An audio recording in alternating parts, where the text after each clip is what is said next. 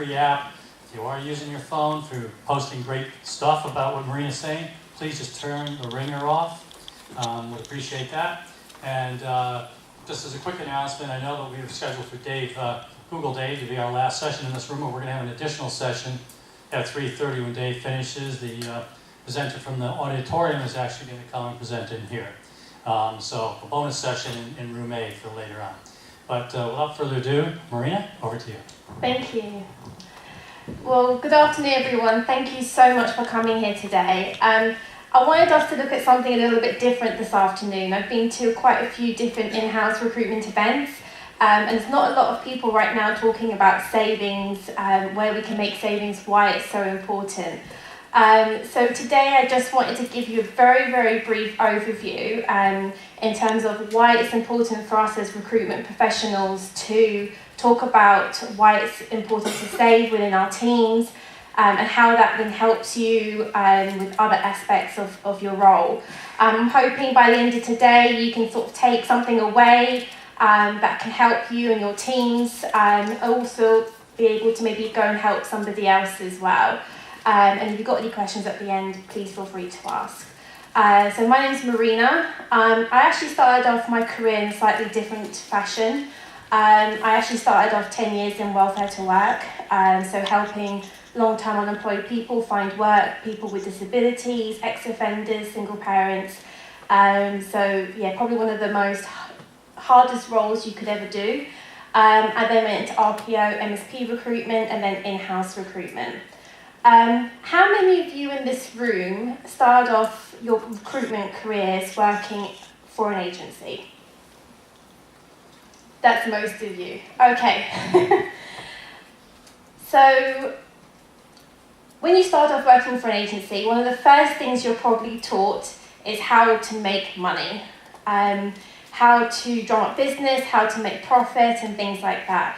But one of the things that we aren't taught when we then move more into an in-house role is actually how to make savings.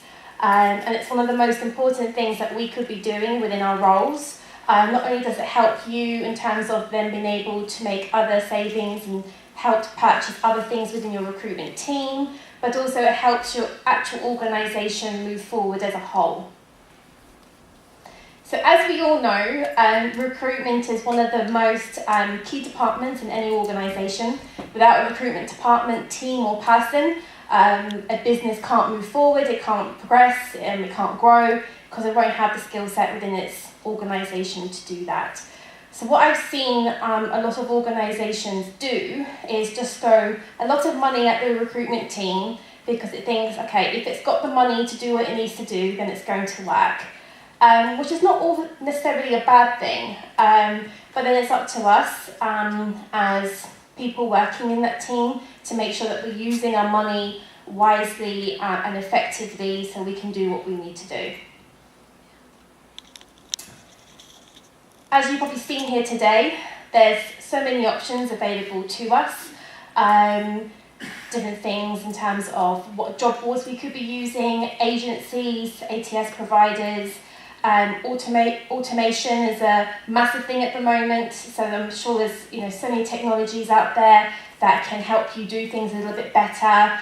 And I was asked a question by HRD a few weeks ago in terms of what's going to be the long-term plan in terms of the recruitment industry as a whole. And obviously technology is going to be a massive one.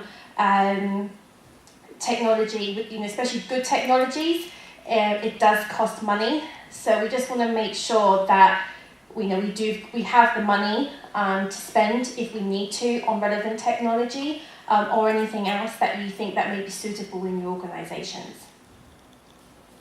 So what I've done today, I've sort of split it up into three main sections.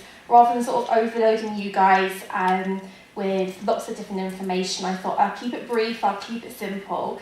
So I've sort of split it up into three sections. And the first thing I wanted us to look at is spend according to your organisation. So what do I mean by this? So understand the type of vacancies you are advertising and where savings can be made. It may seem like common sense, but but it's actually really useful just to keep it there in the back of our minds. Like for example, so Avenues Group, I work for a company called Avenues Group. I head up the recruitment team over there. We are a health and social care trust. So we are actively looking for support workers, so entry-level volume recruitment up and down the country. When I first started working for the organisation, we were basically advertising anywhere and everywhere. Facebook, job boards, agencies. Whereas for us, a lot of that sort of stuff was useful, but obviously it was costing money at the same time. So we needed to make sure that we were using our channels effectively, if you like, just so we were seeing a return on investment. And we'll come back to that phrase in a minute, return on investment, as to what I mean by that. But if you're a technology company, making sure that you're advertising in the correct technological spaces, whether that be on YouTube or wherever technology guys are looking. I don't know too much about the technology industry at the moment, but making sure that wherever you're advertising, that it's working for you and your organisation. One of the first things that I did, and even my finance department didn't know about this, but Avenues Group, we're a charity. So as a charity, we are actually VAT exempt on all recruitment advertising. So when it comes to things like job boards, we don't pay VAT on that. So one of the first things I did was, luckily I did start the organisation right at the beginning of our financial year, but unfortunately the finance team didn't like it so much. But one of the first things that I did was I bulk bought all my job board credits for the whole year. So I think across our three main job boards, so we use Reed, CV Library and Total Jobs, we purchased all our job credits that we were going to use for the whole year and pay it in one lump sum. Obviously that works out cheaper, more long term, but on all of that, we did not pay any VAT whatsoever. So automatically, I think it equated to about over £5,000 that we were then able to spend elsewhere. But for us as a charity, medium-sized charity, that saving was very significant. I'll come on to why that was significant a little later. Understand how you can negotiate agency costs and how this defines your PSL. I've met several in-house recruitment professionals that hate using agencies because of the cost that is involved in using agencies. And one of the first things I did within Avenues, we had a PSL of about over 15 agencies. I think all with various business terms ranging from like 10 to 16%. I think even in one case it was at 20% or something ridiculous like that. After a few months of reviewing the PSL and making it how we wanted it to work, we've now got a PSL of less than 5. Most of the business terms are at 10%, but half of our agencies are working at 8%. And those are the best agencies that we have on our PSL because they actually want to do good and want to actually help us.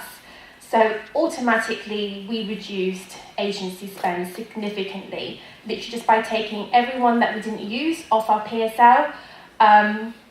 Also, so before I joined Avenues Group, I was recruiting for the Financial Ombudsman Service.